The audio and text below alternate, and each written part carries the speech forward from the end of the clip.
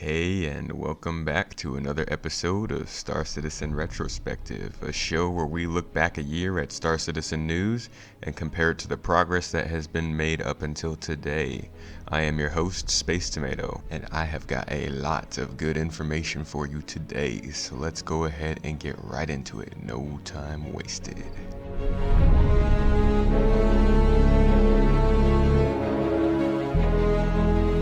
Our first appointment of the day is calling all devs on July 30th of 2018. Our first question was for Vehicle Pipeline Director John Crew, asking what changes were in store for the 600i, which saw some flack on its initial release.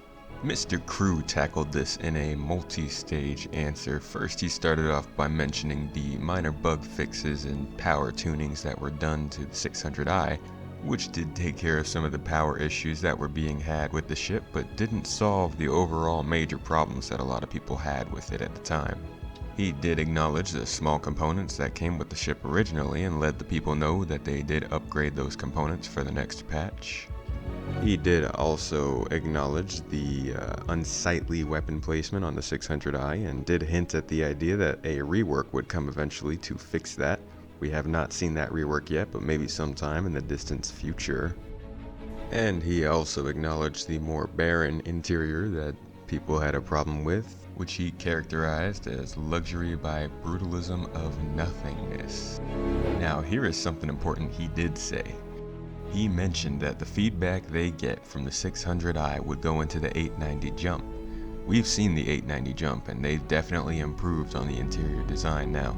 When they're done with the 890 jump, they'll take what they did there and try to retroactively put it back into the 600i as a bit of a second polish pass, so we may see improvements quicker than I was thinking before.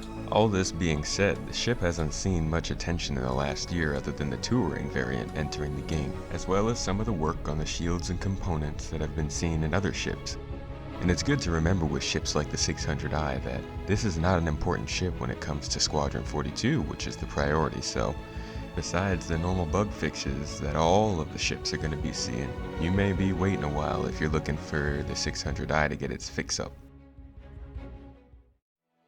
The next question for Mr. Crew was a simple one, though it had a very complex answer. The question was, when will missiles work? Crew jumped right into this answer, letting us know that CIG does not want missiles to be a spammy way of dealing out big damage or a click and forget sort of solution. He wants there to be a decent amount of gameplay around the 3 different types of missiles, evading these missiles, figuring out when to use them, how to use them. It's going to be deep gameplay, which is what has been said for many of the aspects in Star Citizen. However, we still haven't seen it with the missiles. According to John, the missiles had been moved from the LA studio over to the Frankfurt weapons team last year in order to be transferred from Item 1 to Item 2.0 along with the rest of the ships. I did discuss this in an earlier episode, so you can go back and check that out as well. In the earlier episode, I pointed out that missiles still have not been converted over to Item 2.0, which John in this very video says that they are planned to be converted, quote, next. So I'm not sure what might have happened there, if they were pushed back or what could have gone wrong. It might have just ended up taking longer than I expected, which is pretty common in this line of work. Now, Crew told us that the missiles use Missile Guidance Control System, which is a dumbed-down version of IFCS, and only just recently IFCS started to really get solid on its foundation, so you can imagine that Missile Guided Control System, which is a much more dumbed-down and rudimentary version, has its own bag of problems. The way that John describes this problem, which you can find in the episode I'll link in the description, does provide some insight into why missiles might be taking so long. With the high speeds, the small size of missiles, the 64-bit system, and overall just the complications of space combat, it may make a bit of sense why missiles are last to be converted to 2.0. Hopefully they can figure it out, as it sounds like something breaks in the missile system every couple of weeks.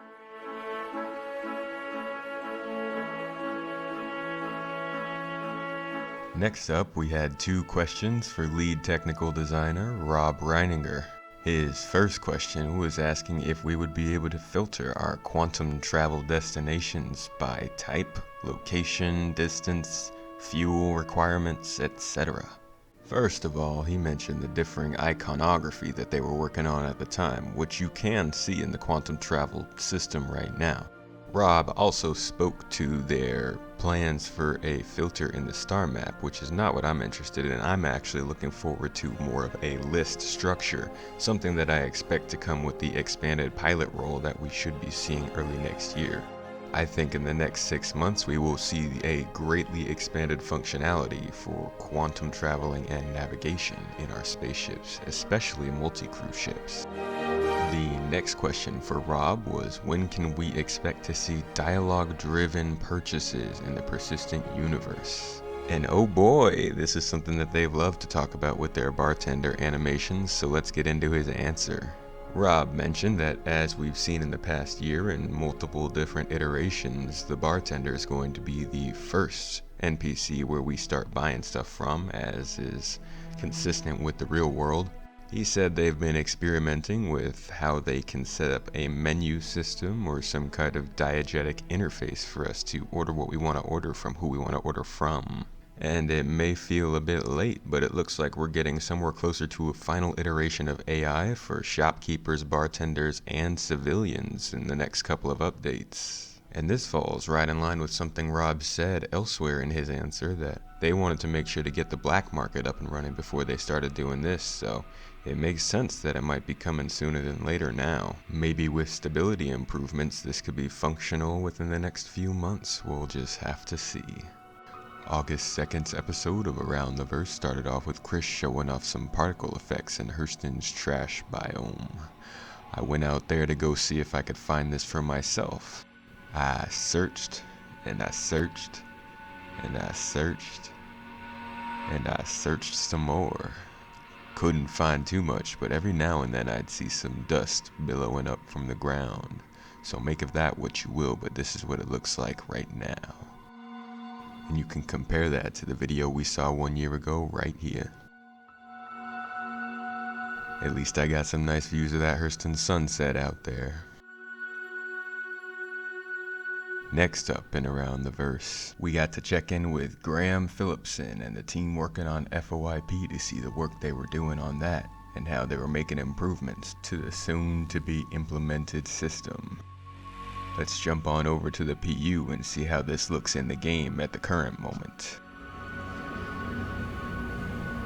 Man, do I look scared.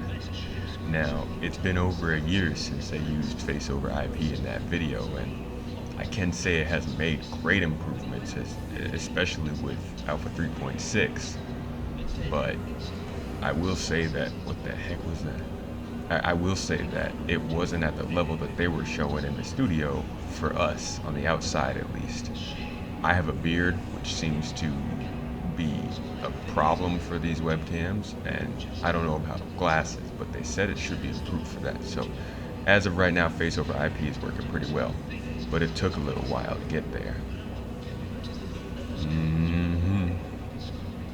Who's this weird guy over here? Who does he think he is? Hey, don't crowd my space. Stay back. I've got nipples.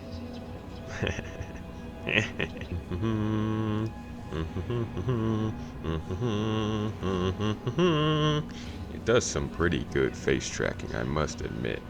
It's got my eyebrows, it's got my eyes, it lets me blink, looks at my cheeks. So, it's looking good, but it could be better. Could be better.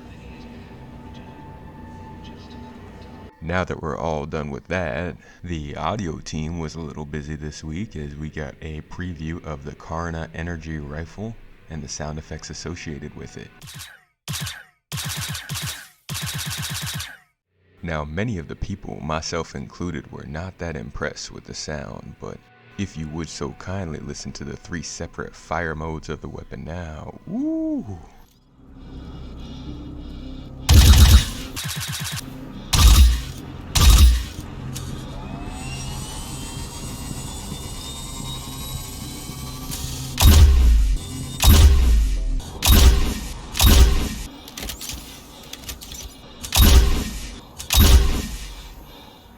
Now I like that a lot more. It's distinct, it's punchy, it's recognizable, and it gets me excited for the other energy weapons coming to the game.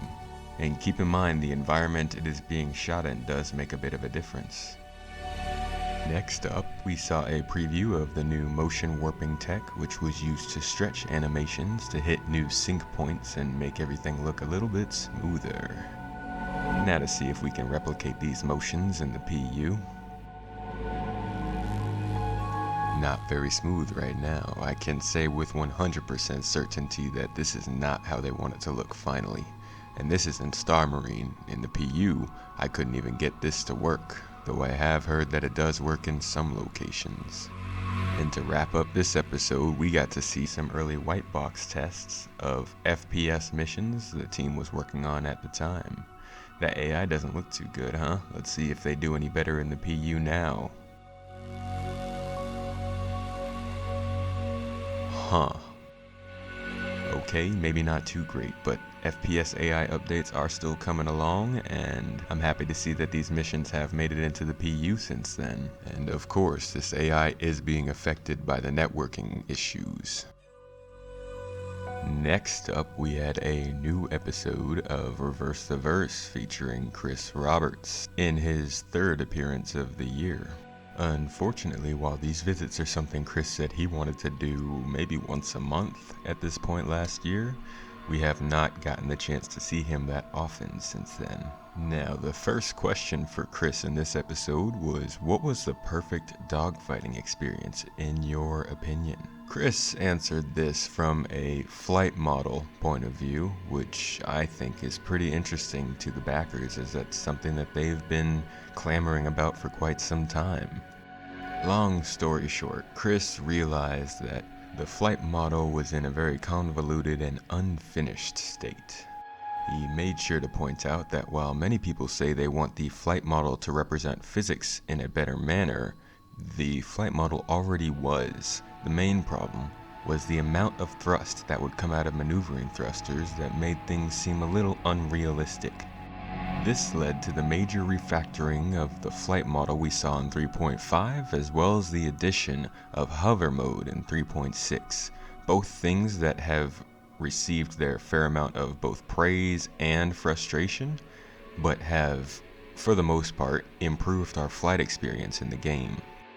Now, some may disagree here, but the flight model does feel different in different sized and different shaped ships now. That's due to the new flight model, and it's something that Chris discussed in detail in this episode, which I will have linked in the description. And while we have seen improvements to the flight model, there's still plenty of work to be done. Some might say that the maneuvering thrusters are still too overpowered, some might say that hover mode is a complete waste of time, and I think everybody can agree that ships don't look like they're struggling in atmosphere. You don't see or hear the effects of that thrust and that power that courses through the ships. That's something that definitely needs to be worked on at this point. So while it sounds like Chris has a good grasp on what he wants ship combat and flight in general to feel like, we gotta see if they can translate that into a properly exciting and fun to play game. Now, this conversation flowed seamlessly into the next question, which was about atmospheric flight. Chris spoke a bit about how they would be modeling both drag and lift to make ships fly a little bit differently depending on their profile and the thruster location on their bodies, and we have seen in the last year that they've done work on the atmospheric flight model, and I can say that my Terrapin sucks at flying in atmosphere, while my 300i can fly circles around that turtle. And this of course naturally evolved into discussion about components, overheating, overclocking, and the damages that can do when you run your ship a little bit too hot. These are also gameplay components that have been added to and tweaked in the game in the last year, and have added great depth of gameplay. They still could use some tuning, but the addition is there and the components have been added to the game. And finally, what didn't get added that Chris mentioned were the different types of fuel that may be able to affect the way your ship flies. Unfortunately, we have not seen that yet, but it does look to be coming up shortly. Chris then got a question on his opinion of how the quarterly release cycle was going, and he said he enjoyed it. He liked the discipline that it gave the team to get things finished, and overall the constant progress they were making. However, he did acknowledge the cycle of anger, then happiness, then anticipation, then sadness, then anger, then happiness, etc., that the backers would feel as the quarters dragged on and deadlines were missed. And he said that he wanted to decrease the amount of time between patches where people would be feeling a little discouraged at the lack of new features, but we haven't gotten to see too much of that yet, as this year we've seen more slipped updates than we did last year, so we'll have to see what he's going to continue to do on that front. But for now, while he likes the quarterly releases, sometimes we're just not hitting them like we want to. And while they did say that they would be taking a more conservative approach this year, we have not noticed the effects of that just yet. And of course, conversation about updates naturally evolved into conversation about CitizenCon and the way that the update would be planned around CitizenCon. Chris acknowledged that the updates they give us on a weekly basis do distract the developers from doing bigger things, and that sometimes those updates might be lacking in content due to the developers needing to get to those things. He sees our messages, they see our complaints about the lack of content in these episodes, but it's good to remember that at this point, the pipeline is pretty much solidified, and the work that they're doing is things that are going to be released pretty quickly. So compared to a couple of years ago when they had plenty of things to show us that weren't in the game yet, now almost everything that's finished gets added to the game, so they don't have as much to show us in these shows. Chris said he does not want people to think that they are simply holding off content just to hold it off. Now, they will hold stuff off for CitizenCon because that is their big convention, but as for these weekly shows, they won't always have those interesting bits and pieces for us to watch. The next question for Chris Roberts was regarding ship renting in the PU, which was apparently mentioned in the previous monthly report. Now that's pretty interesting because ship renting was actually due for 3.6, which came out about a month ago, and we still haven't seen it. It's been a year since this episode, and we are looking at ship renting coming into a 3.6.x patch in the next couple of months. Hopefully they can do it, but it seems there must be some sort of difficulty associated with this renting, as ship purchasing has no problem in the PU so far. And this is an important point because once you have ship renting, you have ship purchasing, item rentals, and purchasing, you create a loop. You create a reason for people to come back and play the game and earn some money. Once the missions are stable and the money is flowing, people will play this game more to earn those ships and play those game loops. So hopefully they can get ship rentals in the game in the next few weeks. The next question for Chris was, what milestone are you most excited for in the development of Star Citizen? Chris's answer fell in line with what I think a lot of other people who follow development closely would have said, and that was that object container streaming was the most exciting for him. Now at that point he may have known what we didn't know, which was that object container streaming had two parts. Both client side and server side. Now we got client side, which made improvements and did help us in the game, but server side sounds like the real big dog in the house, and we're still waiting for that, hopefully with 3.8. It's not on the roadmap right now, but they have been testing it as I mentioned in an earlier episode, so we'll just have to see what they have planned for that. Chris also said he was excited for the physics system, which I'm sure affected the atmospheric flight model, as well as the cloth physics models, and also the way that gravity affected objects and the way that they encountered other objects. This physics work would also allow for better scaling of the cores and CPUs working for their servers. He said that once they can properly take advantage of that scaling, that the player counts will indeed rise in the game, so that's something to look forward to and something that we've been waiting for a while. Chris said with just those improvements we might expect player counts of up to 200 per server. And last but not least, he said he's looking forward to server meshing, something that we've been waiting for quite some time but is still a far ways off. When it came to the road to release, which is currently on the screen, Chris said that would be the final pillar in the plan, so I wouldn't expect to see it anytime soon. Then Chris was asked about the possibility of swimming in the game with the addition of oceans with Hurston. We haven't seen swimming yet, and he actually joked about the possibility of dying once you touch the water, and basically, you kinda do right now. But we do see swimming on the roadmap planned for next year, which means it probably will also be included in Squadron 42. Hopefully I get to swim a triathlon, or whatever they're called. He was then asked about the roadmap and whether or not it would be kept at a 4-quarter in the future basis, basically telling us what's happening up to a year in advance. He said that that was supposed to be the case. However, 3.6 has been released for almost a month now, and we have not seen a roadmap update, so we'll have to see what happens with that. Luckily, it's not a huge deal, as I'm sure you've noticed. Plenty things get moved around as we get closer to the quarter, so these roadmap updates really only give you a general idea of what they'll be working on. We then entered a quick lightning round to finish off the episode. First question he got was, can we expect a Squadron 42 roadmap? He said yes, and we did receive it. He was asked about Vulcan support in the game, which was on hold at the time, and we still have not heard much information about it other than general work being put into it since then. It sounds like we'll be getting more work on that once object container streaming is finished, as this all falls on the plate of the engine team. Chris was then asked about the gameplay benefits that would come from wearing your suit or your clothes at specific times when interacting with different people.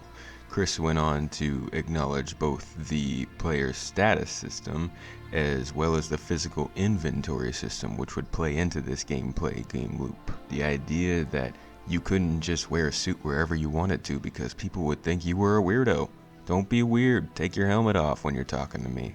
So those are two things on the roadmap that need to be implemented for this sort of gameplay to start taking place, but also I would very much like for there to not be random pockets of no atmosphere in my ship, or for me to randomly glitch into my cockpit at random times, because if I'm going to wear clothes on my ship, then I want to be able to do it in confidence, you know? So while this isn't something that's really been expanded on in the last year, I think we can expect to see it much more in the next 6 months, especially with the lead up to Squadron 42. And just to make for an effective segue, right before Chris slipped away, we were able to talk about decompression, something we saw being experimented with back in 2016, which was put on hold because David Coulson, the lead physics dev, was working on IFCS for the past couple of years. So now that he's done with that, maybe he'll get back to work on that decompression tech, because that was very interesting to see. We even got this video to show us what it might look like in the game, and I think it's looking pretty cool, so hopefully we can see more of that soon. And just like that, we've gotten through the longest episode of Star Citizen Retrospective to date. I gotta say, I did not expect it to go this long, and for any of you who are still here with me, bless your souls. Thanks for joining me on this video. Next week we'll be looking at progress on the group system, early work on the turret gunplay, Hurston and her moons, as well as a couple of the ships that were being worked on at the time. Feel free to like and subscribe or leave any suggestions or feedback that you may have, and thank you again for watching.